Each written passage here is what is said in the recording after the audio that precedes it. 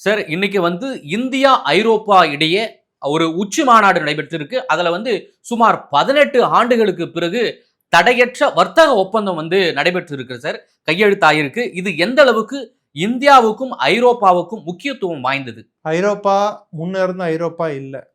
பொருளாதார அடிப்படையில் ஐரோப்பாவோட சூழ்நிலை முன்ன இருந்த மாரி இல்ல. இந்தியாவோட சூழ்நிலை மேம்பட்டிருக்கு. ஐரோப்பாவோட சூழ்நிலை மாறி இருக்கு. டவுன் ஆகியிருக்குங்களா? ஆமா. ம்.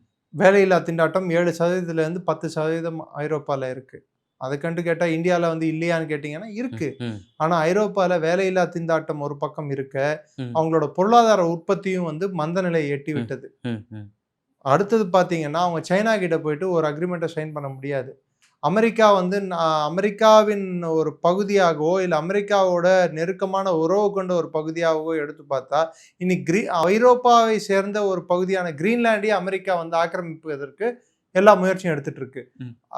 யுஏ எதிர்த்து இன்னைக்கு அமெரிக்கா சில விஷயங்கள பண்ணிட்டு இருக்காங்க. ம். ம். ஸோ அமெரிக்காவையும் அவங்க நம்ப முடியாது. ம்.